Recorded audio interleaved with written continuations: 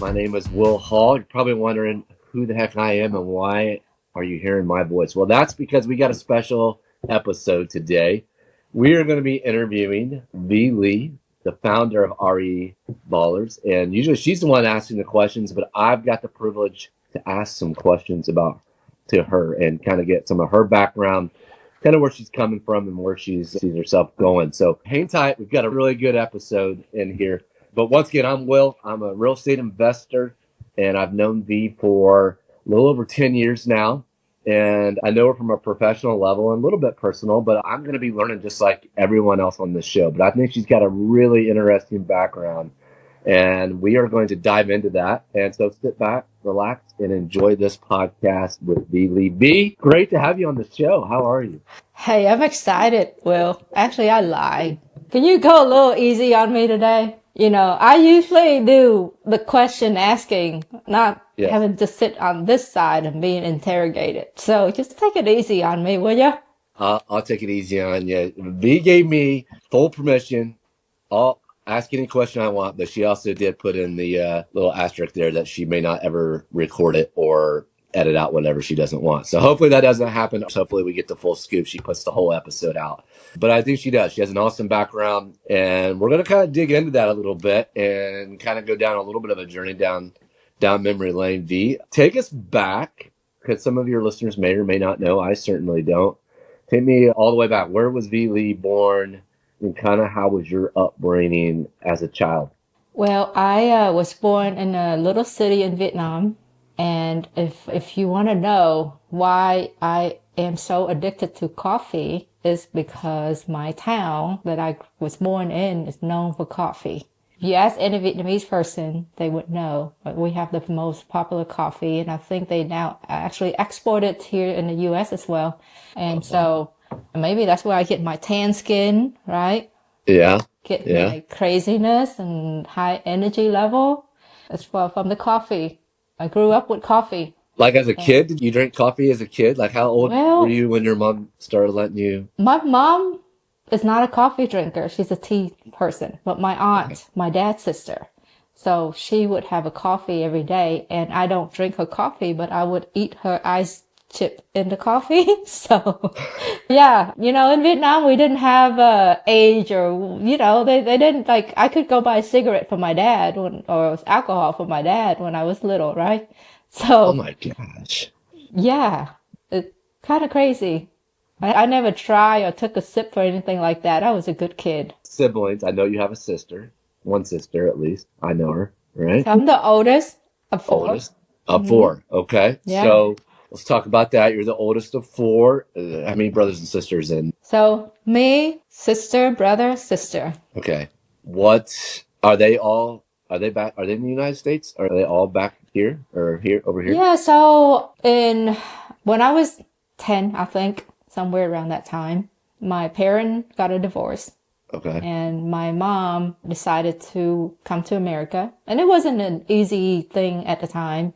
My grandmother, who was already here, she, went through the whole process of sponsoring us to come to the US.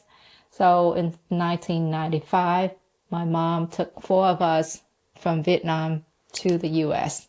And I remember I landed summer 1995, June. And that's when the Rocket won their championship. And we were driving, my aunt was taking us home from the airport. And I was like, oh, what's going on? It looks so excited.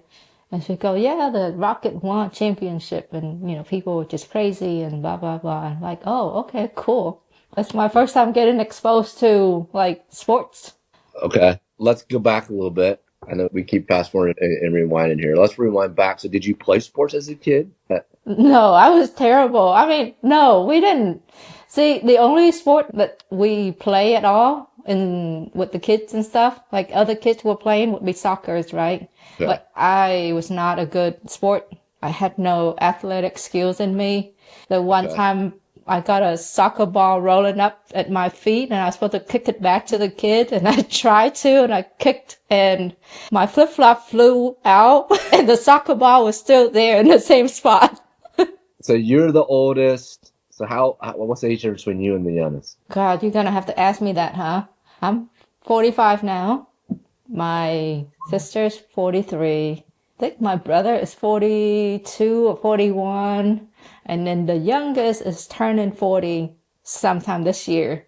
Okay, so you guys, it was boom, boom, boom, boom. There's not a huge age gap then. Hey, I mean, back then, it's not like Yeah, they had Planned Parenthood or anything like no, that, right? guess not.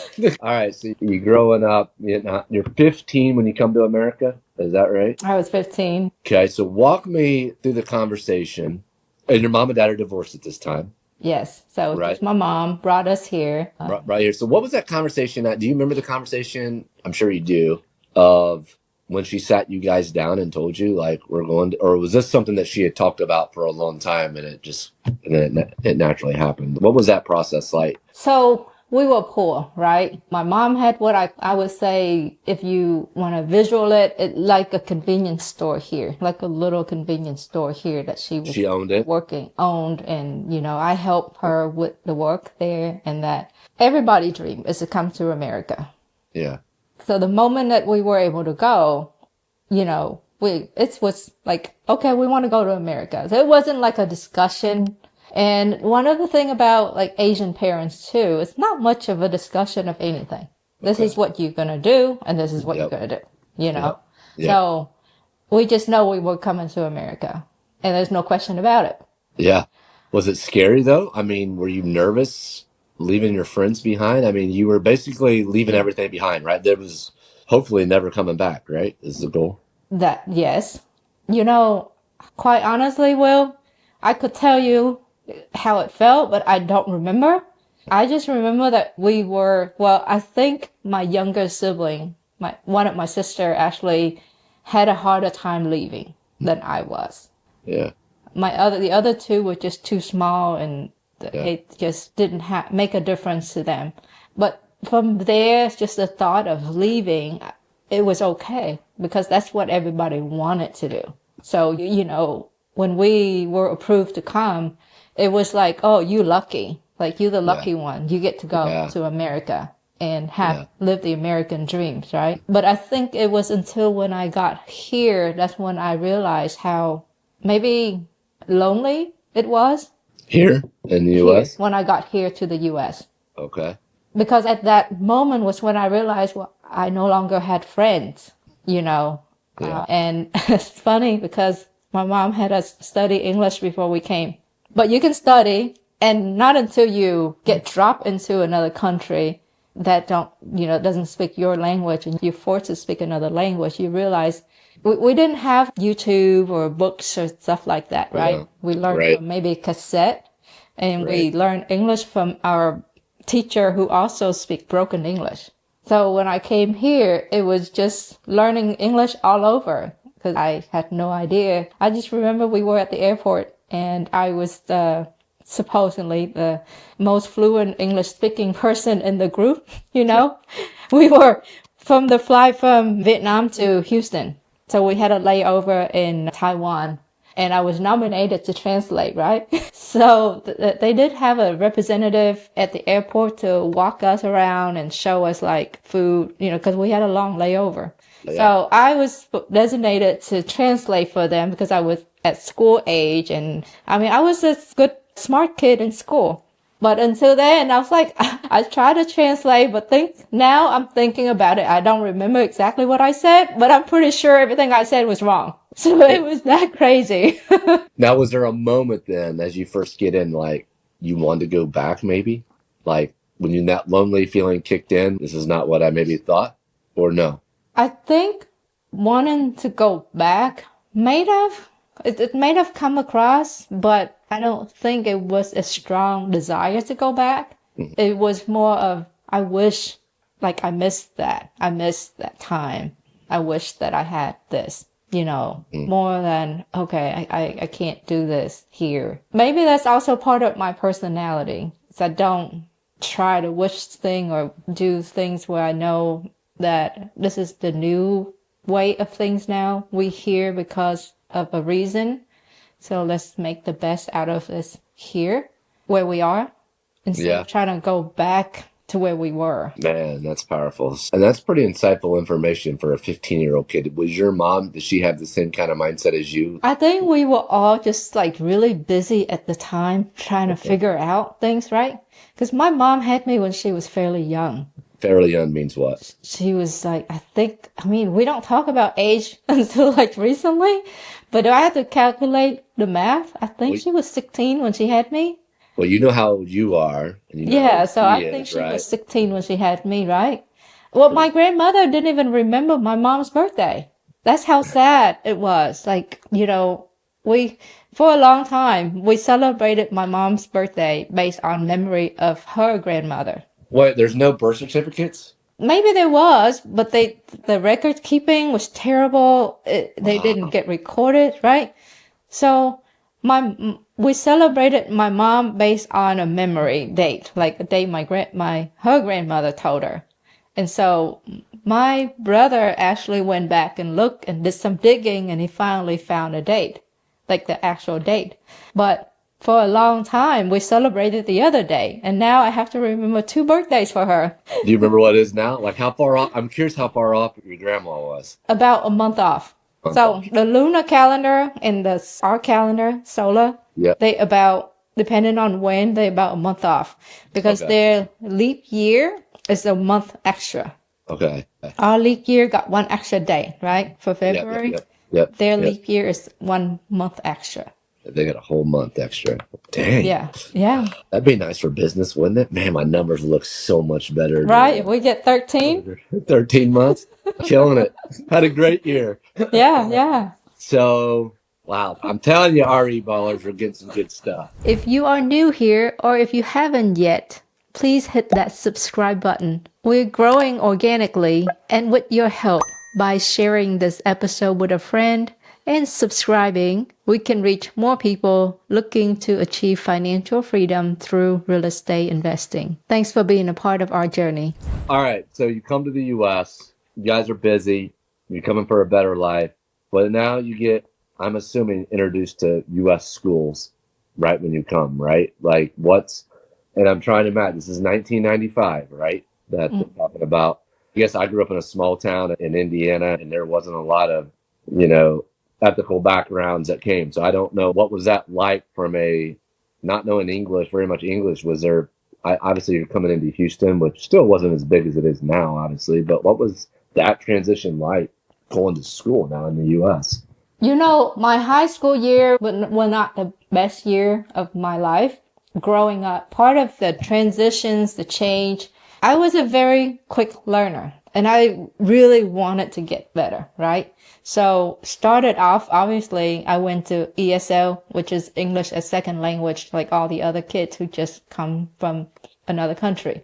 And then because I advanced so fast, I believe half a semester or some semester later, I went to the next level, like all the other kids here.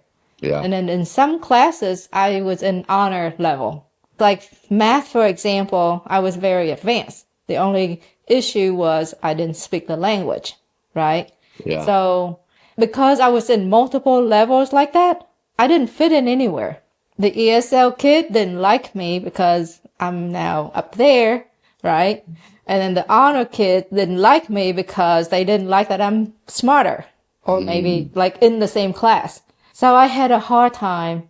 At that time, I just didn't think. I just thought, okay, well, I got advanced to the next class, next level. Well, then I'm going to do it, right? As I get older and thinking back, because now I have a child too, and I want to be there for my child and make sure I explain things, so that she can grow up to be a better human being than me. Yeah, but that transition, that whole process, I tell you what, I learned English really fast. I also, near the end of high school, I believe, let me think here. So when I came, because I already finished 10th grade in Vietnam, right? But because of, if I started 11 and 12, I won't get enough grades to get into college or get scholarship. So then I had to go back a grade. So I went back to 10th grade. So that way it gave me 3 years in high school. Okay. So I went to 9, 10, 11. And in those 3 years in high school, I kept moving until my senior year was when I was all in honor classes. Wow. That's incredible. So did your siblings kind of follow suit then? They did a whole lot better. They had time to adjust, Yeah. right? Yeah. They, like the youngest one, she came and she was in elementary. So she did graduate valedictorian of her class in her senior in high school. Another thing that happened during the high school year was my grandmother had several washateria at the time. So on the weekend, we were put to work, all of us. Sometime after school too, but mostly on the weekends. So like Saturday and Sunday, we don't get to sleep in like the other kids. I think for 5, 6, we had to be up, get dropped off at the washateria. We stay there all day until, evening, night, 8, 9 when it closes. Yeah. And we get picked up to go home. Tough, or are you just used to it? Oh, I mean, no kids enjoy that. No kids enjoy that. I mean, right? No. So my grandmother was tough. She was tough. And I couldn't understand because suddenly now she had to also had 5 more people that she had to care for, right? And Financially. you guys were all living in her house, I assume? We all lived in her. She had a duplex and it's a 2-1 duplex, right? Just living in the one side of it? Well, no. My aunt lived on one side. So that side is my aunt. My grandmother got we used to say master bedroom, but now we have to call it primary bedroom. So my grandmother got the primary bedroom. All 5 of us got the secondary bedroom. So we all were in that one tiny bedroom for a long time. In high school. And you have just 1 or 2 brothers. What did you say, 2? 1 brother. So you have a brother is sharing a room with 4 other females, including your mom. We had a bunk bed. Yeah, there's a queen bed, and then there's a bunk bed on this side. And because the room is really small, right? So Yeah. my mom, my little sister, my brother, I think I was on the top bunk. What was that like? Yeah. We just did it. Like Just we didn't know any better. No, you didn't know what you didn't know. Yeah. So, I mean, when we were in Vietnam, we had a little more space than we did when we came here. But we didn't grow up with each one has their own private room either. Just the way we grew up, right? And coming here, we all were in that one room and it was like, okay, like this is the arrangement. Yeah. You don't know what you don't know, right? But it's crazy. And your mom's working where at the time? Like, what is she doing at this point in time for a living to support? She also worked at the washateria. Okay. Same place. All of us, because my grandmother had multiples, right? So we all split up to work. And you call it a washateria. Maybe I'm just a laundromat. Just a laundromat, right? I assume that's what you were talking about. Okay. So laundromat. One of the place where I work, one of her store was we took people laundry, wash them, fold them, and they come and pick up. Okay. All so right. That's where I would station most of the time. You guys come here. You're working in the laundromat. You're doing well in school. You're seeing how hard your mom and your grandma work. At what point were you like, I'm going to do something different? Like, when did you know, like, I'm going to better myself, I guess? I'm going to take this opportunity to come into the U.S. And did you have that instinct at first, or you just focused on school and getting good grades and they weren't thinking about it? Well, I was a really late bloomer. Very late in so many ways. I would say my younger sister is a lot smarter than me in this area. She probably had her head on right more so than I did. So if she's listening to this, she's probably go, yep, I know. Which sister is this? You know her, Havana. Okay. She's in real estate too. Yeah, I could see that. Okay. I couldn't remember so she's the youngest. Okay. All right. So I know always know deep down inside that I would be better. In what way, I didn't know. You didn't, right? Know. So you didn't have these crazy dreams or aspirations at this time. Well, vaguely, right? Like dreams like I'm going to fly to Paris to go shopping and come back, that kind of stuff.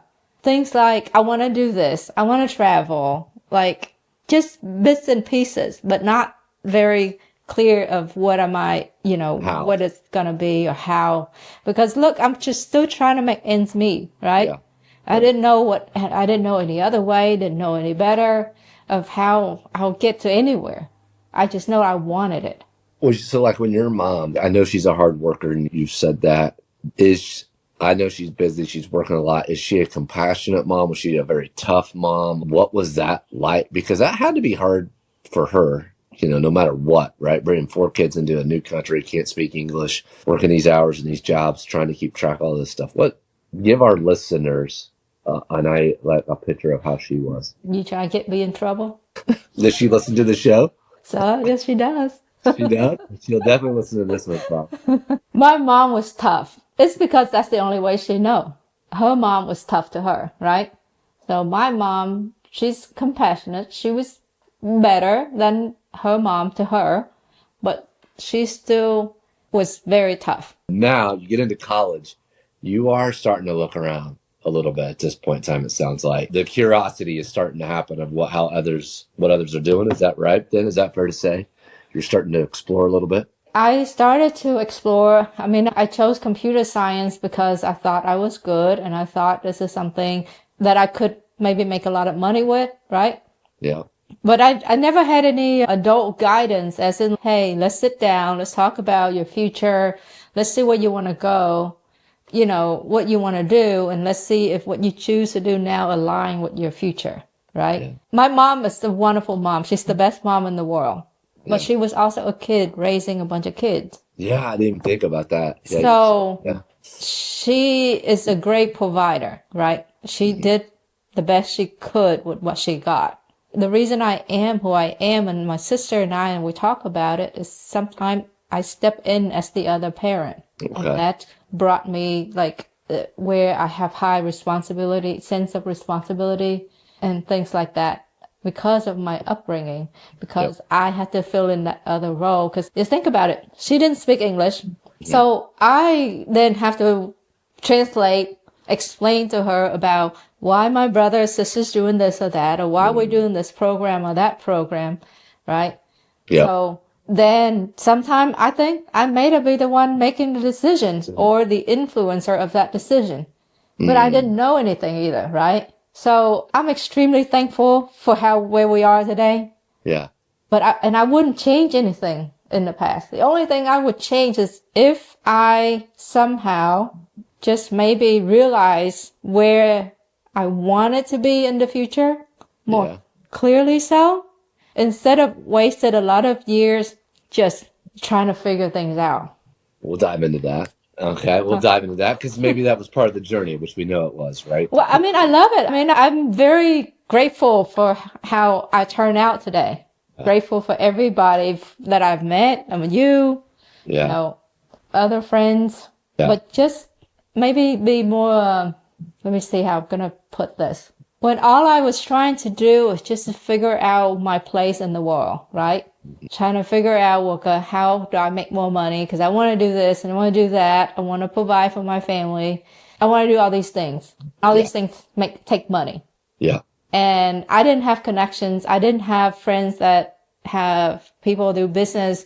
I mean, my grandmother was a business owner, but she worked very hard. She did it the hard way. Yeah. My mom was also a business owner, but she also did it the hard way. And I copied that model, and I also did things the hard way for a long time.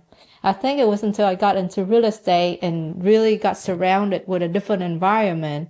Yeah. Then I learned to do things smarter way.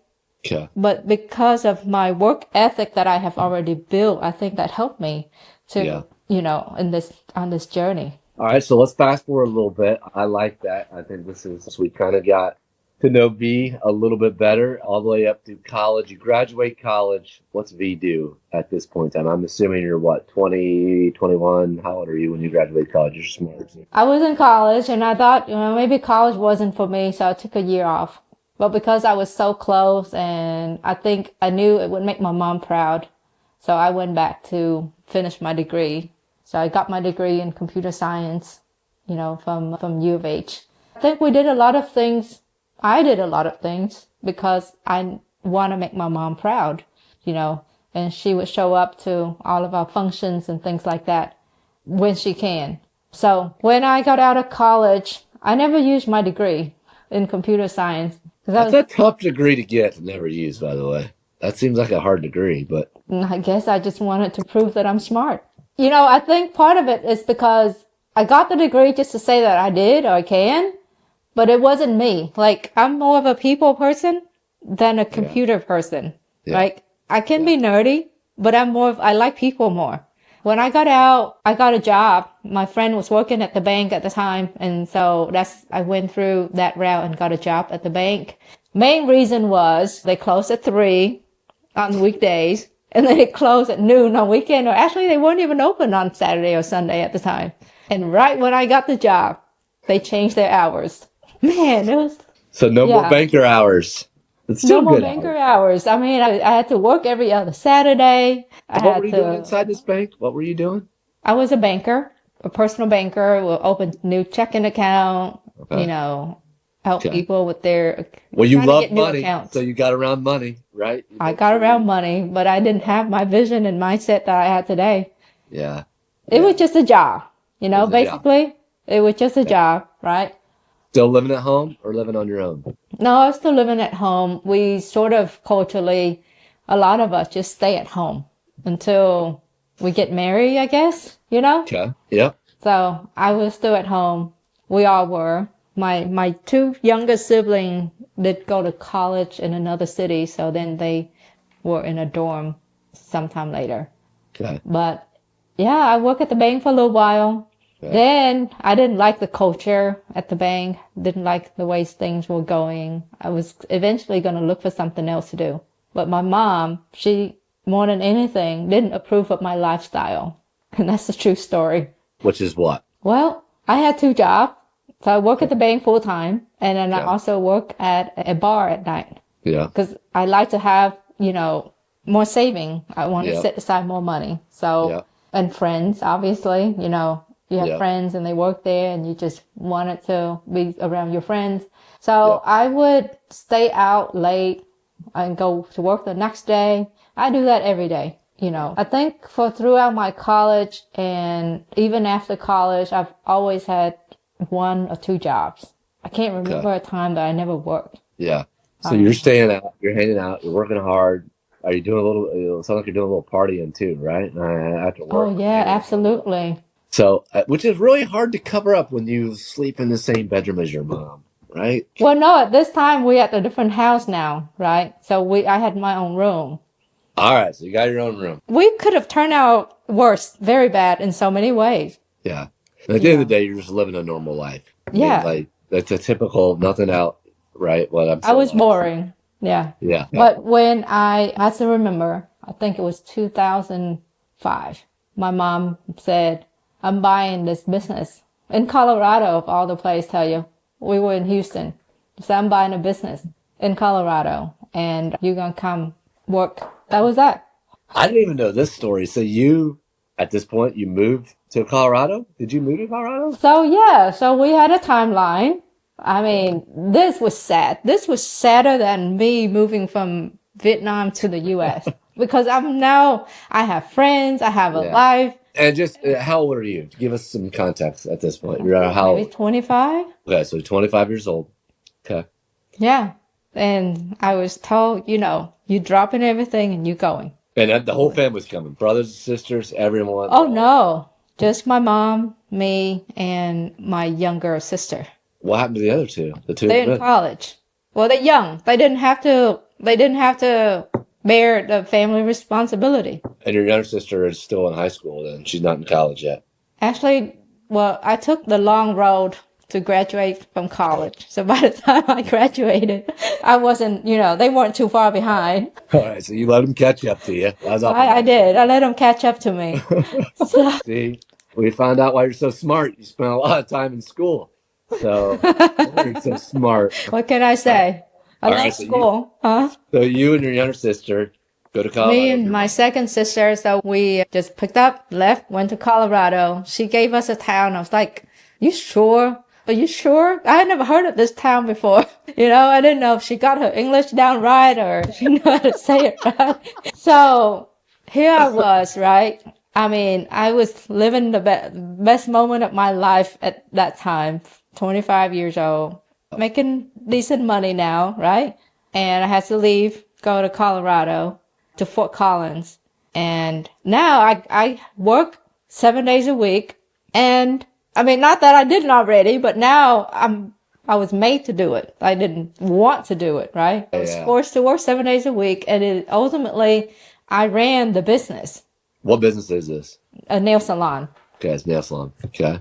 So it got dumped on my lap, and I just had to take responsibility and just ran the business. Okay. Looking back now, I would have done it so different, so many different ways than I was doing it at the time. Like what? What do you mean by that? Well, we did a lot of sweat equity at the time. We worked the hard way. We owner operators. Yeah. Just the old school way of doing business. Yeah. I don't recommend that to anybody, right? Right. And so it was like, okay, well, I'll just be here for 2 years. And the next thing I know, 3 years, 5 years, Wow. So how long did you run that business with your mom? 5 years. And we sold it, moved back here. Because I knew I wanted to come back here. It all came back.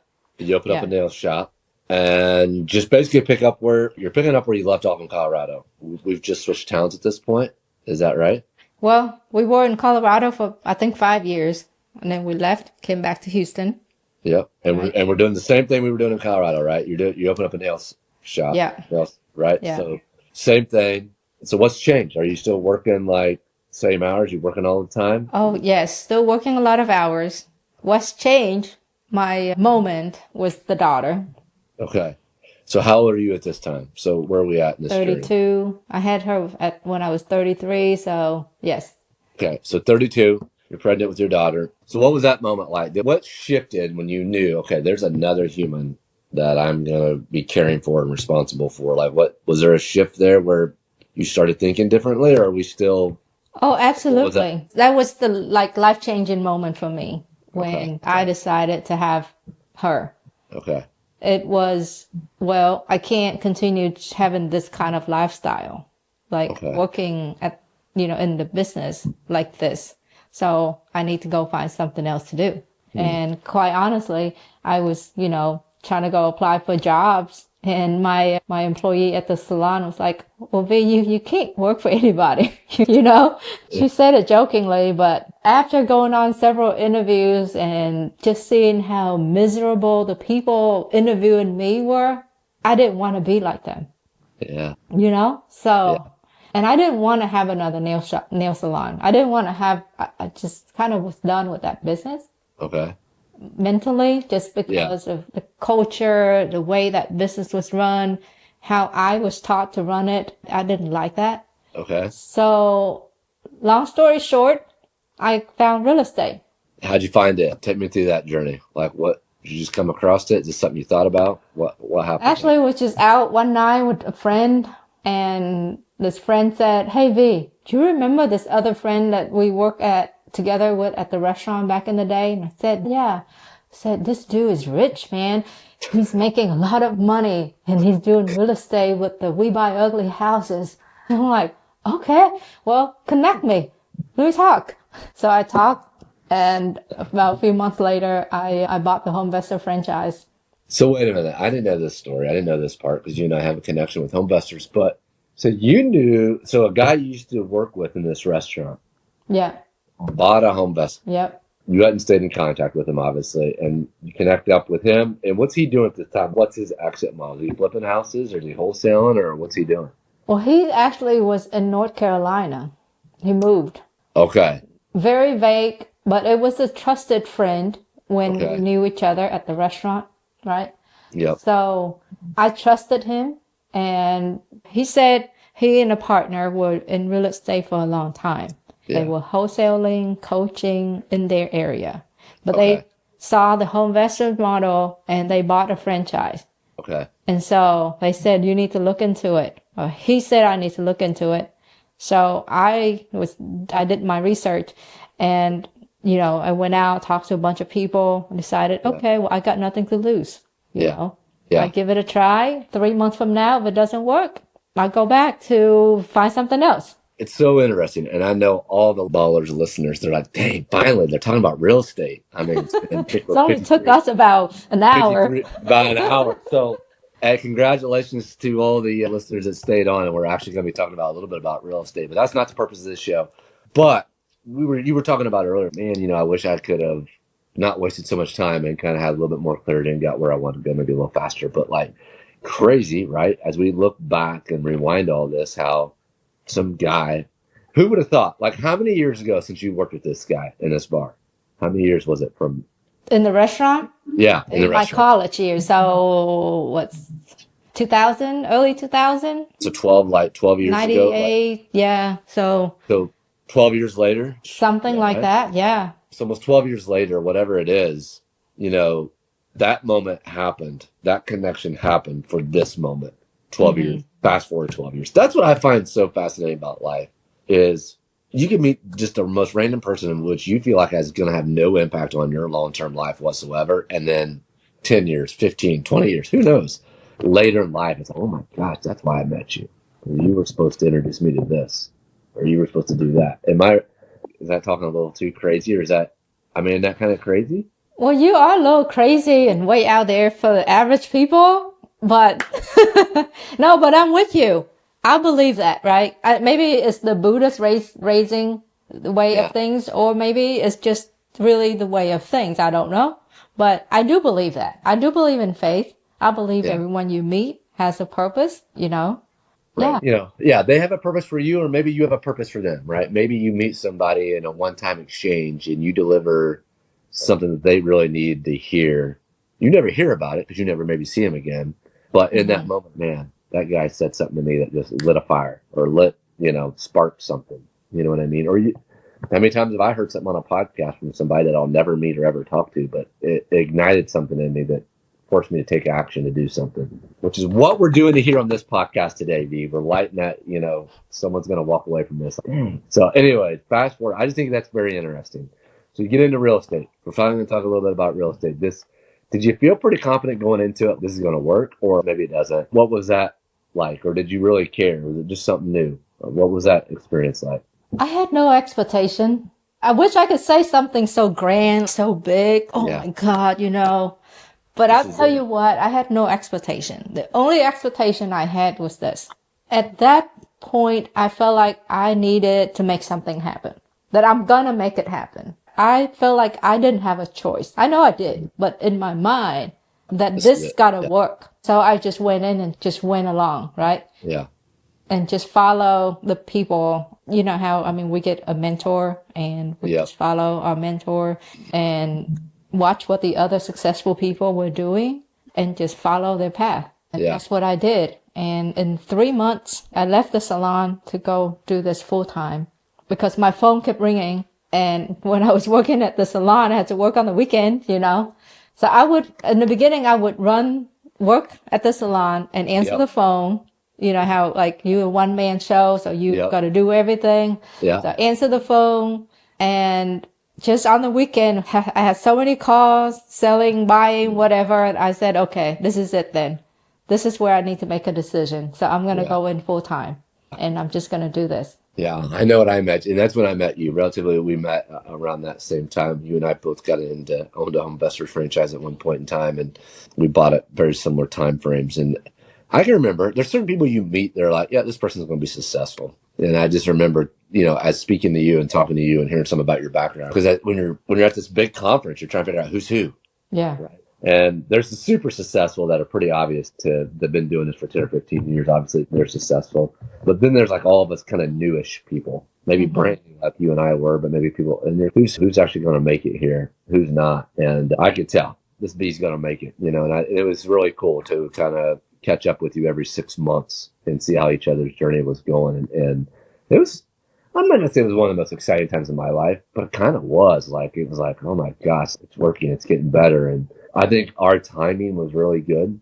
We came in the market at a very good time. So timing was good, but we still had to execute on it. And so we got in at the right time. We did.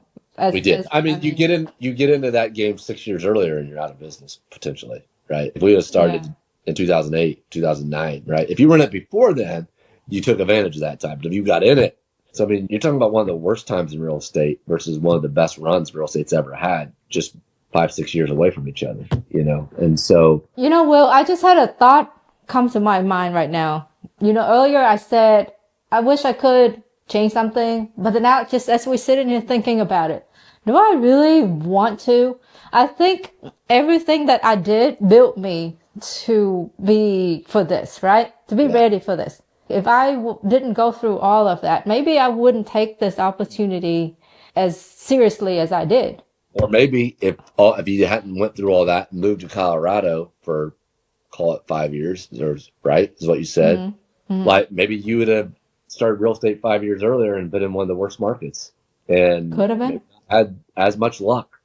Maybe would have lost everything and been like, I should have never tried that. And maybe that would have been the thing. I'm just sticking right here doing what I'm doing.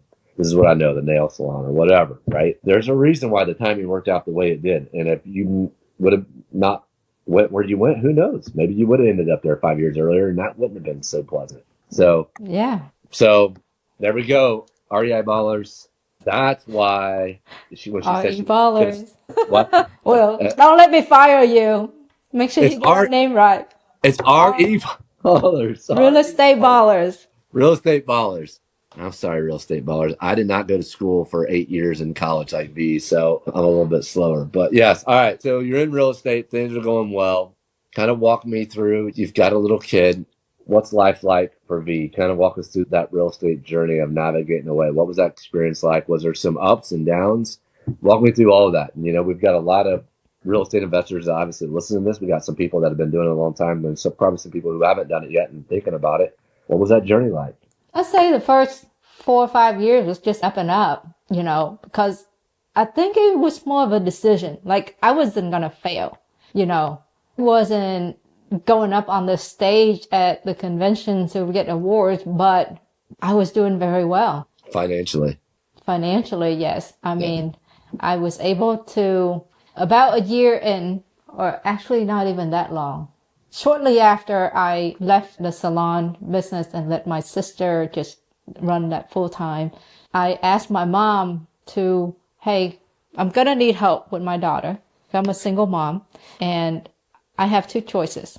I either hire a nanny or you can retire or become a nanny. So I'm glad she picked the second choice. So she helped me with my daughter. So whenever my daughter wasn't in daycare, mom would step in and help. Or when I had to go do, a networking event or travel out of town, then I had my mom to help. So that was great. Kind of what you were doing for her, right? Yeah. I mean, honestly, right? Like return of a favor, right? You were helping her raise kids a little bit. Your brothers and sisters, right? You said. I think I'd never put it that way, but naturally it was kind of a thing that I just had to do, right? Yeah. I think one thing about me is I just do it.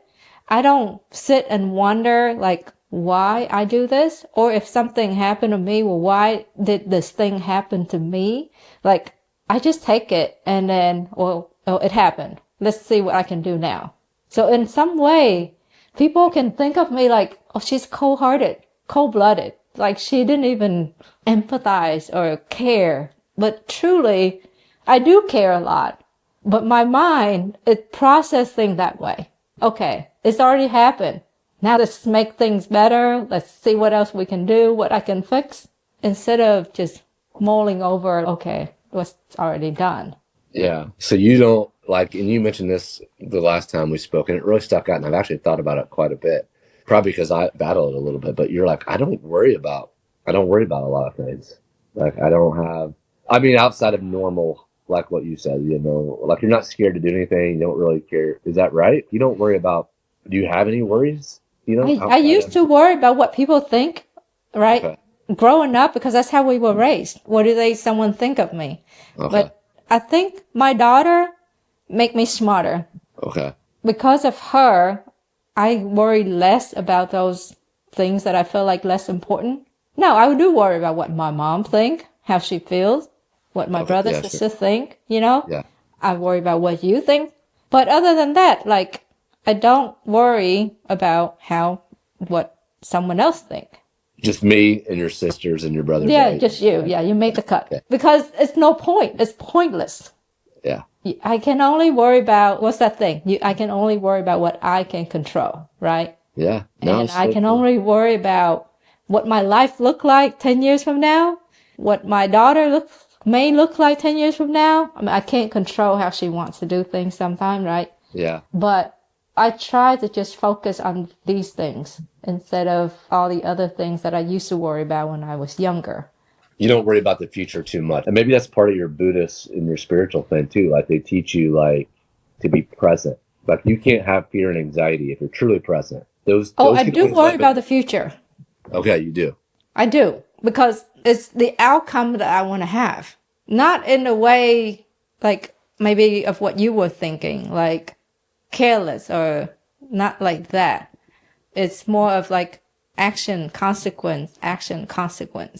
So are you worried if I make this move and what if it doesn't work out? You worry about that type of stuff, you know? Not so much in that sense, because Okay. I know it will work.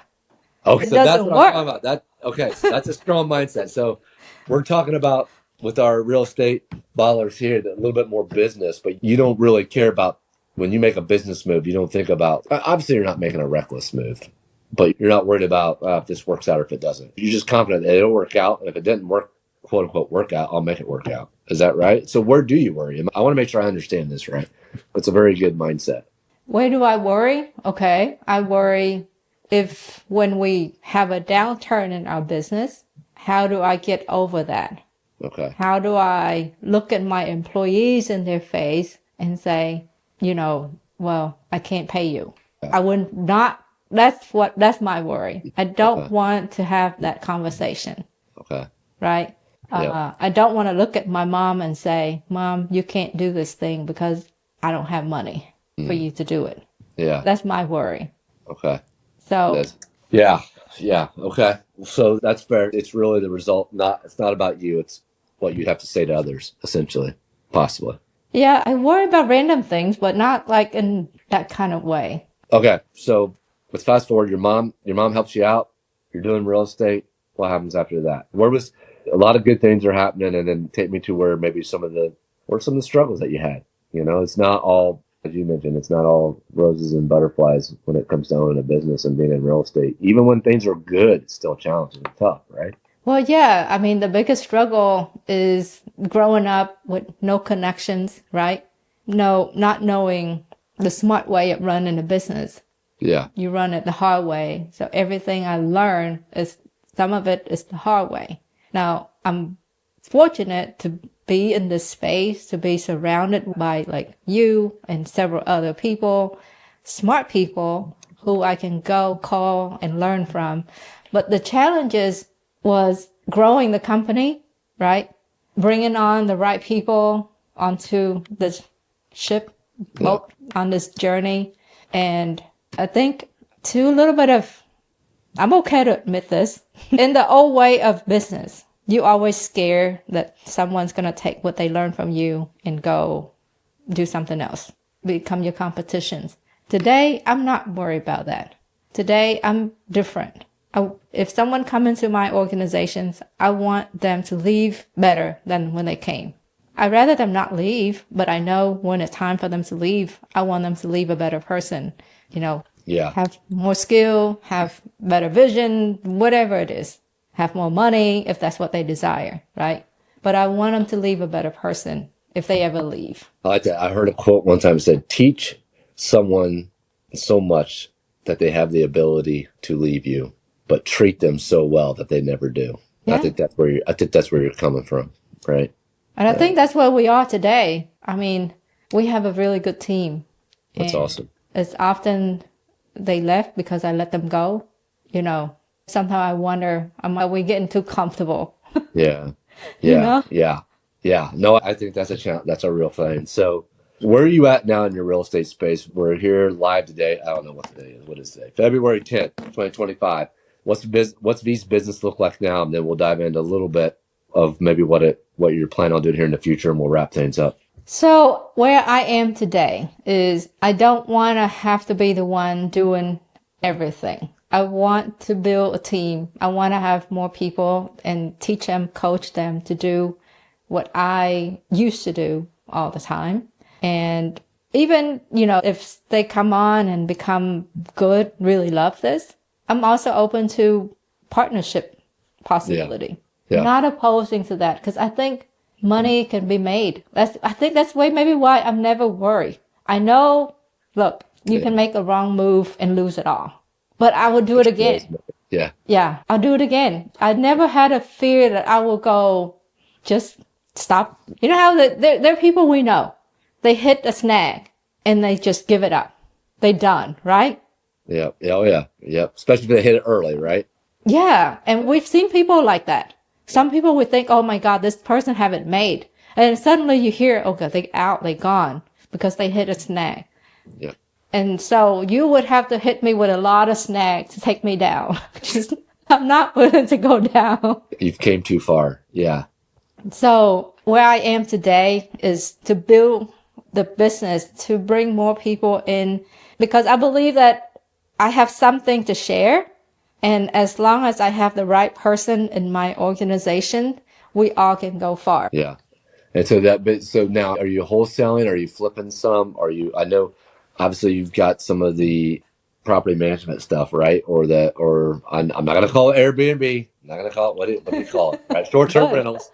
I've learned my lessons being around being short-term rentals, business. Obviously you got RE ballers, real estate ballers, podcasts. Like what else? Are you wholesaling, flipping? What's your business structure look like right now as of today?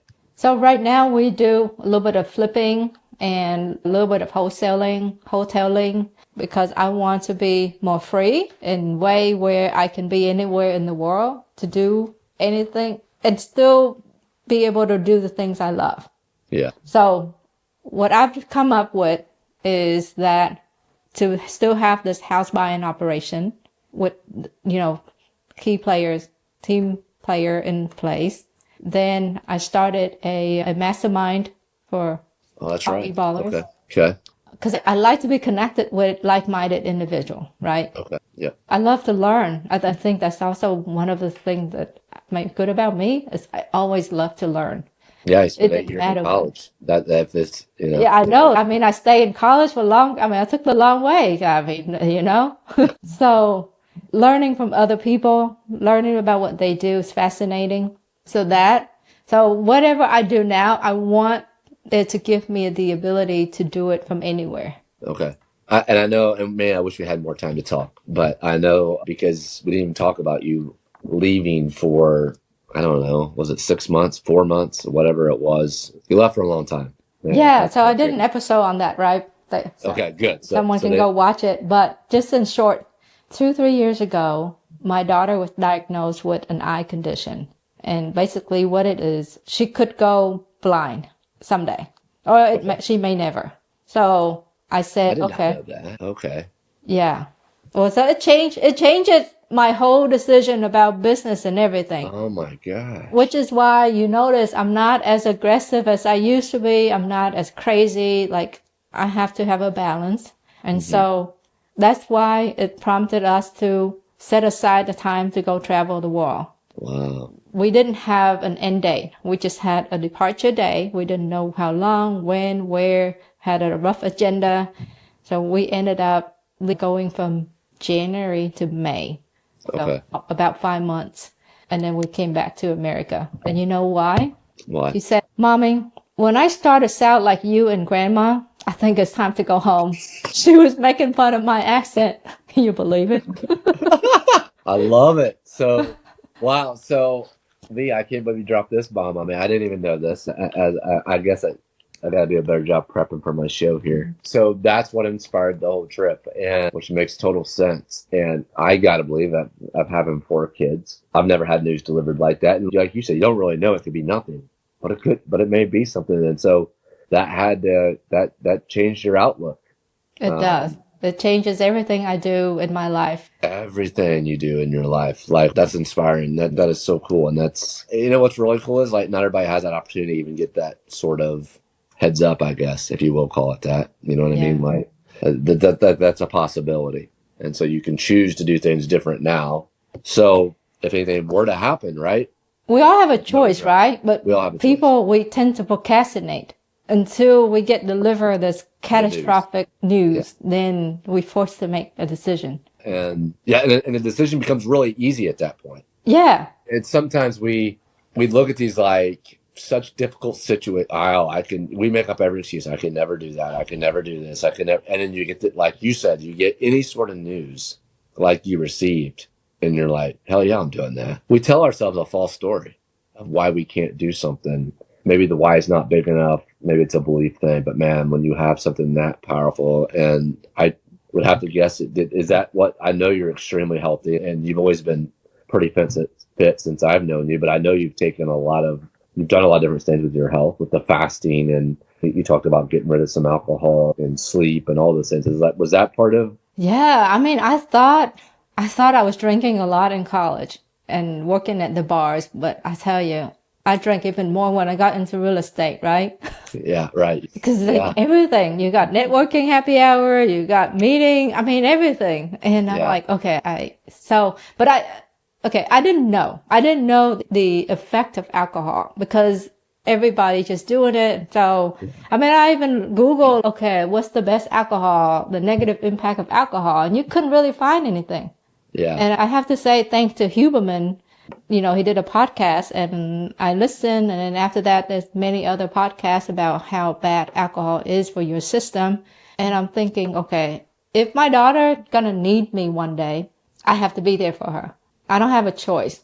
Yeah. So it's easy. Why do I get up and go run? I mean, you do that too, right? Why do I get up this morning and I was at the track at 5?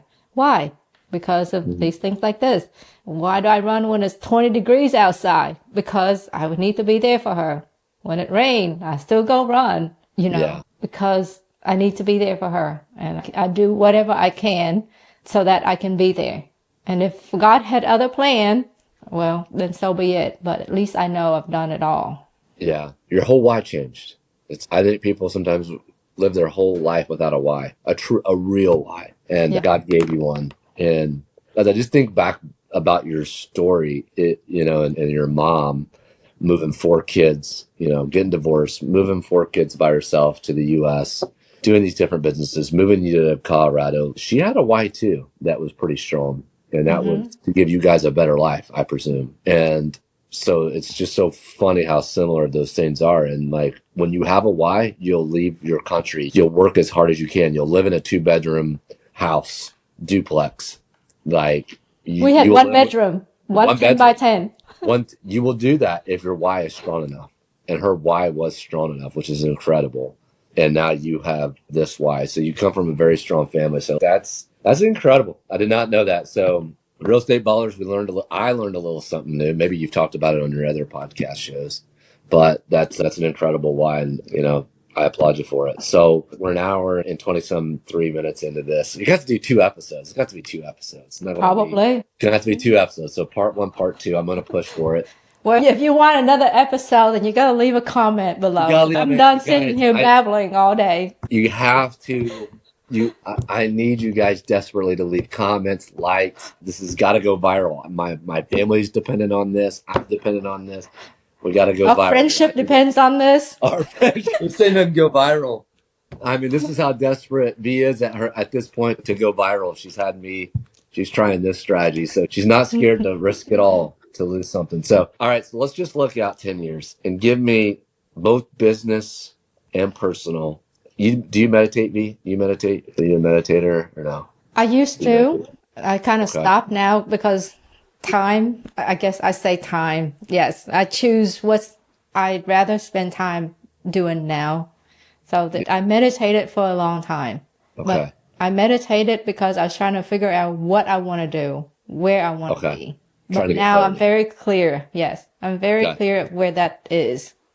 So let's talk about that. I asked you before the show, I said 10 years out, walk me through what V life is going to look like both professionally and personally in 10 years. How do you envision that? So 10 years from now, my kid will be 22. So she would be graduating college or maybe in law school. You know, I'm telling her every day, you gotta go to law school. I don't care if you use your law degree. But anyway. No, because she's made for it.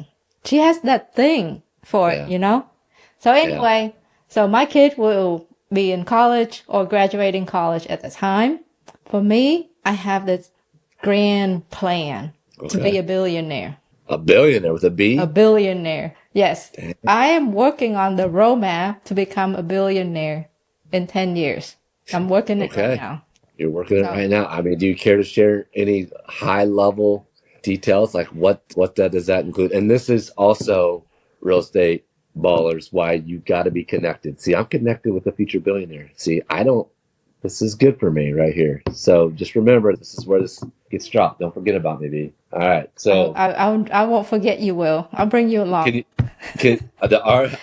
one of the posse. You know, who's that guy? He's just one of the guys that knew me when I was nothing. All No, right. So we'll sit back 10 years from now. We'll look back at this episode and we'll say, this is the episode that got us there. This is what, see?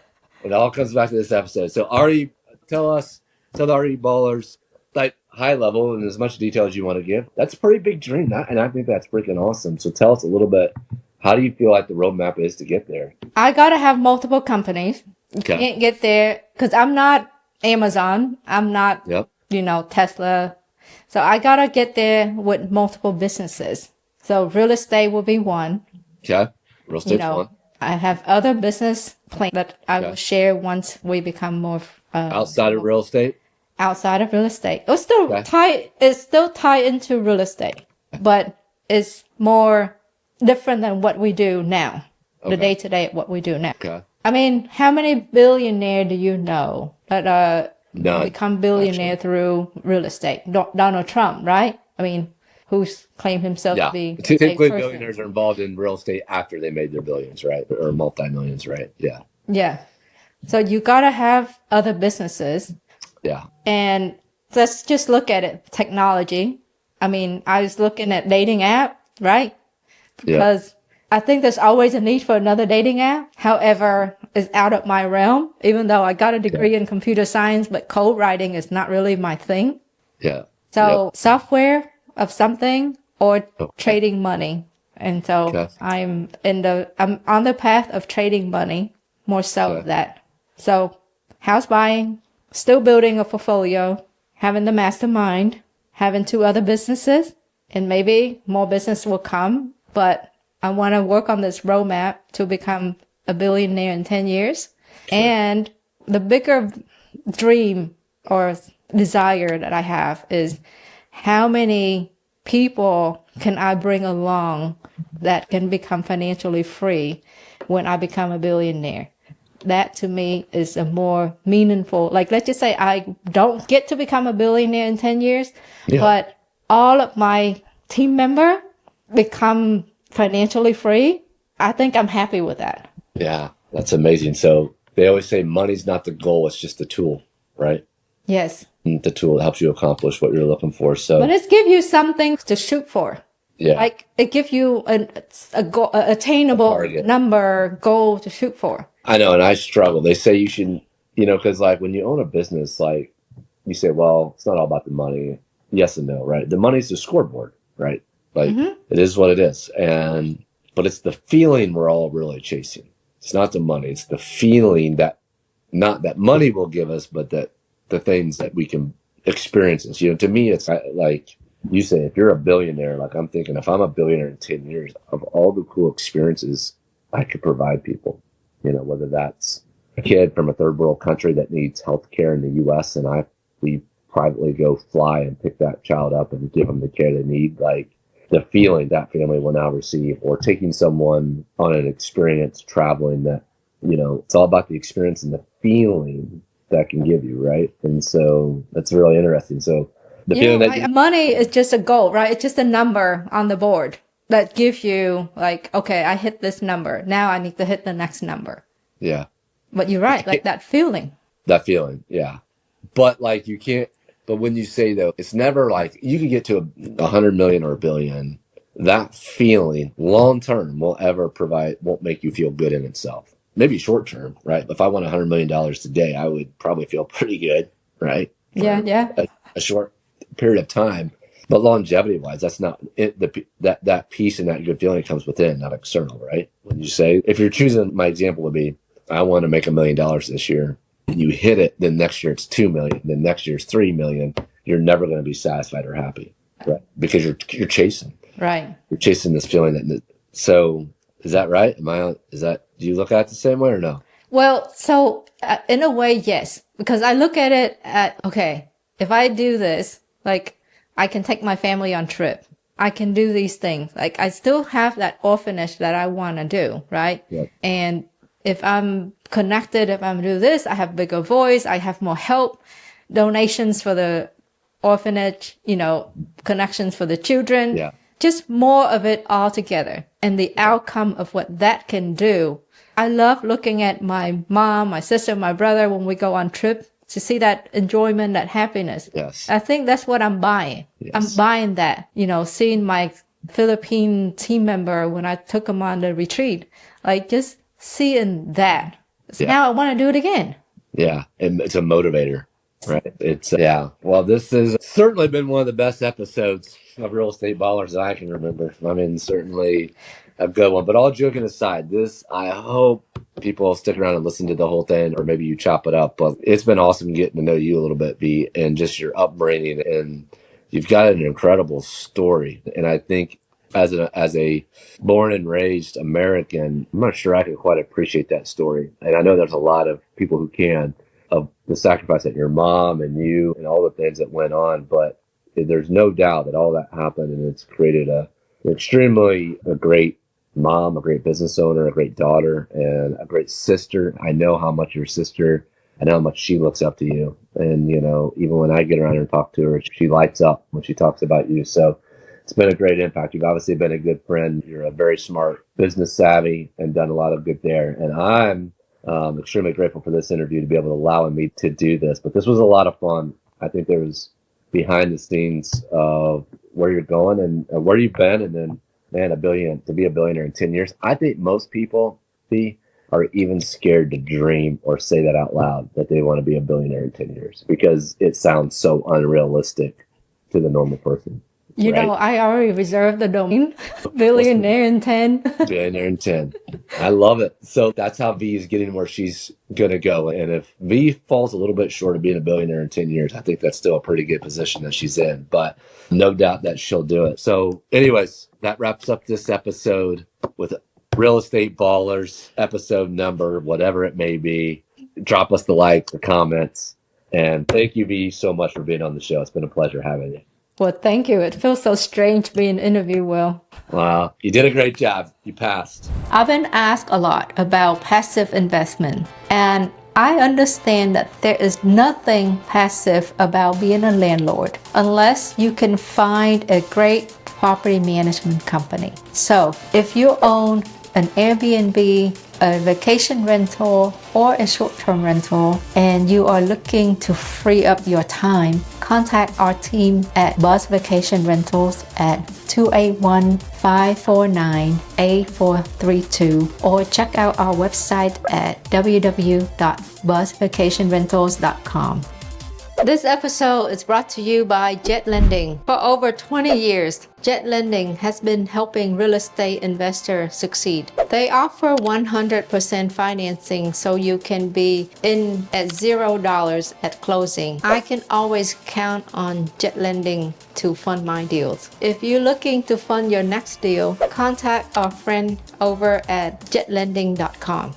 This episode is brought to you by National Real Estate Insurance Group, a national independent insurance agency specifically for real estate investors. I personally use NREIG for my investment properties. They offer a low monthly payment option to help you to lower your cash out of pocket when buying an investment property. If you're looking for insurance coverage for your flips or your rental, reach out to them. You can click on the link in the show descriptions, or you can reach out to Jules at 816-946-8443.